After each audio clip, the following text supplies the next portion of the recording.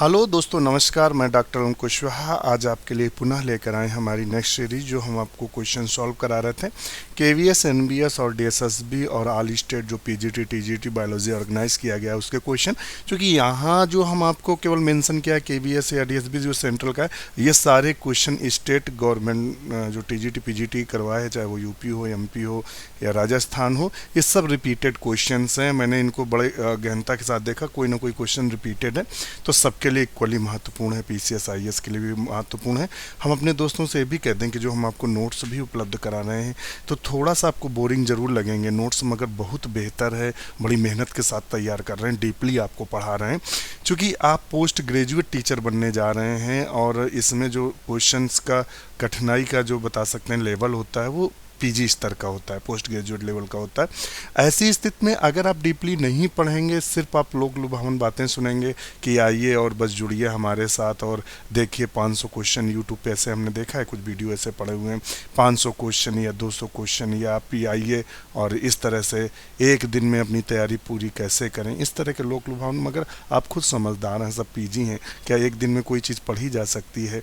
और आप ये भी जानते हैं कि सरल क्वेश्चन नहीं आते, थोड़े टफ आते हैं। हाँ, 20 से 25% क्वेश्चन ऐसे होते हैं जो बिल्कुल सिंपल होते हैं, जो सभी छात्रों को आते हैं। चलिए शुरू करते हैं आज का वीडियो। उससे पहले आपसे एक रिक्वेस्ट कि चैनल को लाइक और सब्सक्राइब करें, दोस्तों के साथ शेयर करें। निम्न में से कौन सबसे शक्तिशाली वाहिका संकुचक है? तो वो एंजियोटेंसिन बोलते हैं, एंजियोटेंसिन सेकेंड बोलते हैं। तो ये हमारा क्या है, ये सबसे जो शक्तिशाली वाहिका संकुचक है, ये हमने इससे पहले शायद क्वेश्चन बताया हुआ है। यहाँ से आपको नया मैटर मिलना शुरू होगा।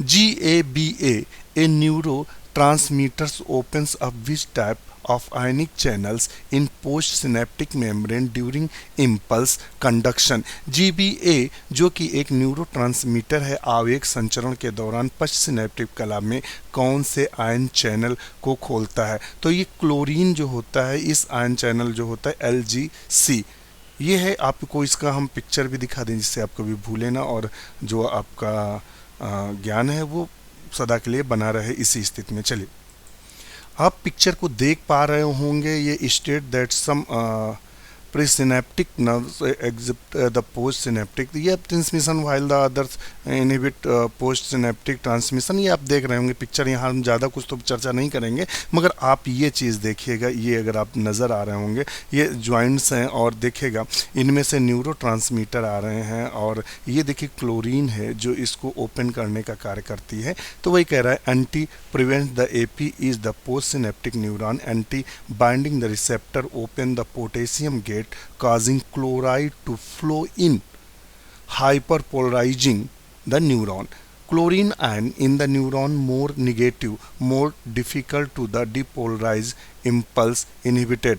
तो यहाँ जो GABA डोपामाइन, जो GABA और डोपामाइन, ये दोनों न्यूरो ट्रांसमीटर्स हैं। तो हम आपको इसके बारे में भी बता दें, तो देख रहे हैं ये जो क्लोरीन है, ये गेट को ओपन करने का कार्य करती है। और हम आपको थोड़ी सी और जानकारी दे देंगे कि इसको बोलते क्या है। GABA को बोलते हैं तो गामा एमिनो ब्यूटेरिक एसिड बोलते हैं, गामा एमिनो ब्यूटेरिक एसिड के नाम से जानते हैं। ये एक मतलब एक न्यूरो ट्रांसमीटर का है। तो आपको, मुझे लगता है समझ में आ गया होगा, पिक्चर आपको समझ में आ रहा होगा या दिख रहा होगा। तो ये कंडीशन है, जो क्लोरीन है वो गेट खोलने का कार्य करती है। चलिए नेक्स्ट क्वेश्चन हम देख लेते हैं। A hormone released from heart wall to the lower the blood pressure. तो कहता है एक हार्मोन जो हृदय दीवारों से निकलता है और रक्तदाब को कम करता है, तो उसे ANF के नाम से जानते हैं। किसके नाम जानते हैं? ANF के नाम से जानते हैं, जिसको हम फुल फॉर्म बता दें, एट्रियल न्यूरो यूरेटिक फैक्टर बोलते हैं। क्या बोलते हैं? एट्रियल न्यूट्री यूरेटिक फैक्टर के नाम से, किसके नाम से जानते हैं? Atrial natriuretic factor. Natriuretic है, ध्यान रखिएगा, न्यूट्री यूरेटिक फैक्टर के नाम से जानते हैं। चलो इसका आपको पिक्चर भी दिखा दें और थोड़ी चर्चा भी कर लें, जिससे आप ना भूलें। ये आप पिक्चर देख रहे होंगे, हार्ट की वाल से बता रहा है कि कैसे निकलता है। एट्रियल न्यूट्री यूरेटिक पेप्टाइड्स बोलते हैं, जो फैक्टर्स के नाम जानते हैं, released by the atrial of the heart. तो मुझे लगता है कंफर्म हो गया होगा, आपको समझ में भी आ गया होगा। ये अक्सर जो एट्रियल ऑफ हार्ट होता है वहाँ से ये रिलीज्ड होता है, तो ये आपको मुझे लगता है समझ में आ गया होगा। चलिए नेक्स्ट देखते हैं। नेक्स्ट क्वेश्चन है, aquaporin formation in the DCT is the function. दूरस्थ कुंडलित नलिका में एक्वापोरिन जलनंद बनाना किसका कार्य है? तो ADH बोलते हैं, एंटी डायूरेटिक हार्मोन्स का कार्य है। और एंटी डायूरेटिक हार्मोन्स बता दें, इसे हम पिट्रेसिन ADH जो पिट्रेसिन ADH वृक्क की वाहिनियाँ एवं कोशिकाओं में जल के अवशोषण को नियंत्रित करता है और जल अवशोषण को बढ़ाकर मूत्र के आयतन को कम करता है। इसके कारण इसे मूत्र रोधी या एंटी डायूरेटिक हार्मोन भी कहते हैं। इसकी कमी से होने पर मूत्र के साथ पानी अधिक मात्रा में निकलने लगता है, जिससे मूत्र पतला तथा रुधिर गाढ़ा हो जाता है। इससे रुधिर दाब कम हो जाता है। इस रोग के मूत्रलता या डायूरेसिस कहते हैं। इसे ऊहक में रोग भी कहते हैं, जिसमें बार बार पेशाब आता है और शरीर से अत्यधिक पानी निकल जाता है। इसकी अधिकता होने पर मूत्र गाढ़ा व रुधिर पतला हो जाता है तथा रुधिर दाब बढ़ जाता है। मुझे लगता है समझ में आ गया होगा। चलिए नेक्स्ट देखते हैं। नेक्स्ट क्वेश्चन है, what happens to haemoglobin O2 dissociation curve if pH of blood is decreased. तो हम इस पे कहता है, तो इससे आंसर क्या होगा? तो हम आपको बता दें कि इसका आंसर जो होगा शिफ्ट टू राइट साइड। चलिए वो भी शिफ्ट टू राइट साइड, यानी राइट साइड को विस्थापित हो जाता है। ऑक्सीजन और हीमोग्लोबिन जब अलग होते हैं तो शरीर के ताप एवं रुधिर के pH का महत्वपूर्ण प्रभाव पड़ता है। ताप के बढ़ने पर pH के घटने से यह दाहिनी ओर खिसक जाता है। ऐसी दशा में O2 के प्रति हीमोग्लोबिन का आकर्षण कम हो जाता है। इसके द्वारा ऑक्सीजन की किसी एक मतलब जो दी गई प्रदत्त मात्रा को ग्रहण करने के लिए O2 की मात्रा अर्थात O2 की आंशिक दाब का अधिक होना आवश्यक है। इसके विपरीत ताप के घटने पर pH के बढ़ने से ऑक्सीजन हीमोग्लोबिन विच्छेदन वक्र बाईं ओर खिसक जाता है। ध्यान रखिए, एक और हम आपको बता दें कि अगर pH बढ़ जाए तो ताप अगर घट जाए और pH बढ़ जाए तो ये फिर बाईं ओर खिसकता है, ध्यान रखिएगा। और अगर pH घट जाए और ताप बढ़ जाए तो ये दाहिनी ओर खिसकता है। तो आपको समझ में आ गया होगा बाईं दाईं का मतलब। नहीं समझ में आया? चलो फिर बता देते हैं। यदि pH का मान बढ़ जाए और जो ताप है वो क्या हो जाए, जो ताप है वो थोड़ा सा घट जाए, क्या हो जाए, ताप pH मान बढ़ जाए, ताप घट जाए तो दाहिनी ओर, यानी ये सही होगा। अगर pH मान घट जाए और जो ताप है वो बढ़ जाए तो ये दाहिनी ओर खिसकता है। तो pH मान पर दाएं और बाएं को निर्भर करता है। चलिए देखते हैं next. For a healthy man the tidal volume of lung is. एक स्वस्थ मनुष्य के लिए फेफड़ों का ज्वरीय मान होगा तो 500 ml होता है। कितना होता है? 500 ml होता है, ध्यान रखिएगा। जबकि एक स्वस्थ मनुष्य में वायु के लिए फेफड़ों की जो कुल क्षमता होती है, टोटल जो वैल्यू होती है वो 5800 होती है, यानी 5800 ml होती है। वायु की वह मात्रा जो फेफड़ों के सामान मतलब सांस से संबंधित, यानी जो निकाली और के पश्चात बची रह जाती है, फेफड़ों का कार्यात्मक अवशेष सामर्थ्य कहलाती है। यह मात्रा लगभग 2300 मिलीलीटर होती है। नेक्स्ट देख लेते हैं। The fastest known enzyme in animal bodies. तो इनमें जो कार्बोनिक एनहाइड्रेज होता है ये सबसे फास्टेस्ट होता है, यानी सबसे तीव्र होता है। कौन सा होता है? सबसे तीव्र होता है। यह एक उत्प्रेरक की तरह कार्य करता है। कार्बन डाइऑक्साइड और जल को बाइकार्बोनेट और प्रोटीन में परिवर्तित कर देता है, ध्यान रखिएगा। नेक्स्ट है, if heart beats 120 per minute then the duration of the cardiac cycle will be seconds। तो इसका जो आंसर होगा वो कितना होगा? तो उसका जो आंसर है वो है 2। कैसे? 2। चलिए इसको हम आपको बता देते हैं जिससे आप इसको भूलें ना। चलिए हम इसका पेन ले लेते हैं भाई, तभी बता पाएंगे। रुकिएगा। हाँ, जो उसने पूछा है यदि हृदय चक्र धड़कन कितनी है, 120 है। कितनी है भाई, सॉरी रुकना, पेन ले लें भाई। हाँ 120 है। इतना अच्छा नहीं लिख पाएगा क्योंकि माउस से नहीं अच्छा है, 120 है। फिर कार्डियाक चक्र की अवधि 2 सेकेंड होगी। कितनी होगी, 2 सेकेंड। तो ये कैसे होगा, तो हम आपको बता दें कि 120 टोटल है और 1 मिनट में कितने सेकेंड होते हैं, 60। तो हमने 60 से भाग दे दिया। चलो इनको काट दें तो ये कितना निकल आएगा, 2। कितना निकल आया, 2 सेकेंड। समझ में आ गया होगा। देखिए क्या कह रहे हैं, 120 प्रति मिनट है तो 120 में मिनट में एक कितने सेकंड होते हैं, 60। और चूंकि आंसर सब सेकंड में लिखा है तो हम भाग दे देंगे 60 का, तो आ जाएगा 2।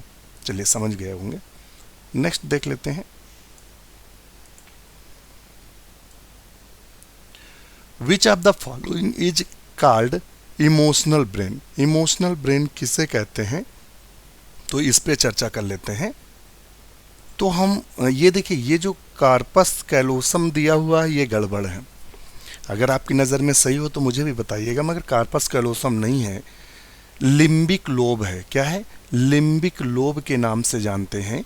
जो हमारे इमोशनल, जो हमने आपको बताया कि जो हमारे इमोशंस होते हैं उससे संबंधित है। जो क्वेश्चन था, निम्न में से किसे भावनात्मक मस्तिष्क कहा जाता है, तो यहाँ चूंकि इमोशनल ब्रेन की बात करेंगे तो लिम्बिक लोब को बोलते हैं। तो यहाँ ऑप्शन ये सही होगा।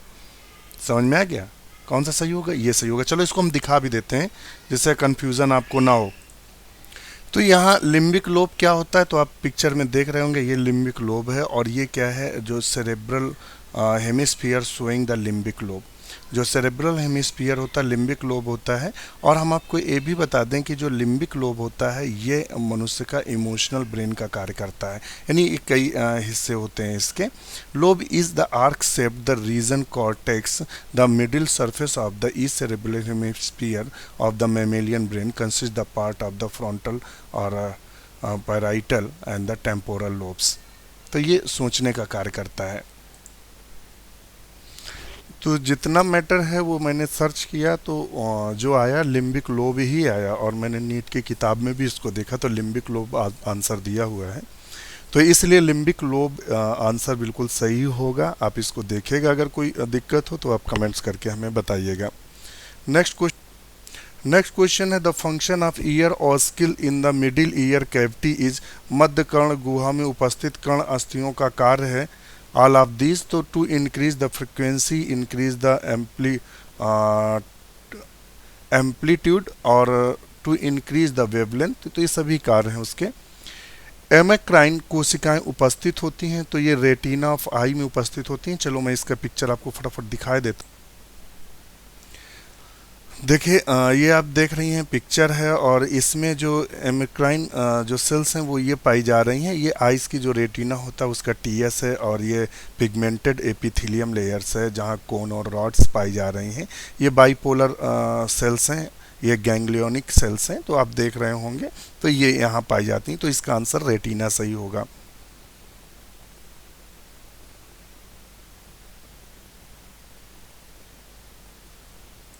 ये सॉरी, वो मैं दूसरी जगह क्लिक किया हुआ था। ये आप देख लीजिएगा, पिगमेंट सेल्स हैं और कोन सेल्स हैं, यानी ये पिगमेंटेड एपिथेलियम है। ये एमक्राइंस जो सेल्स हैं ये एमक्राइन सेल्स हैं। ये बाइपोलर सेल्स हैं। ये गैंग्लियन सेल्स हैं। ये रेटिना है, रेटिना की ये काट है, तो उसमें ये देखिए इतना सा हिस्सा दिखाया हुआ है, तो आप इसे भूलेंगे नहीं।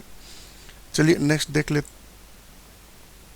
Intense the contraction in the uterine wall during the parturition the regulated by the action. प्रसव के दौरान गर्भाशय में होने वाली तीव्र संकुचन का नियमन किसके द्वारा होता है, तो वो पोस्टीरियर पिट्यूटरी के द्वारा होता है। किसके द्वारा होता है, पोस्टीरियर जो होती है पिट्यूटरी उसके द्वारा ये होता है। और हम आपको ये भी बता दें कि जो पिट्यूटरी से निकलने वाला जो ऑक्सीटोसिन हार्मोन्स होता है, ये प्रसव के समय जो गर्भाशय के फैलाने और जो गर्डिल्स होते हैं उसे फैलाने और सिकुड़ने और फैलने की वजह से बच्चा बाहर आता है, और ये दुग्ध श्रावण को भी उत्तेजित करता है। ये भी क्वेश्चन कई बार पूछा गया है।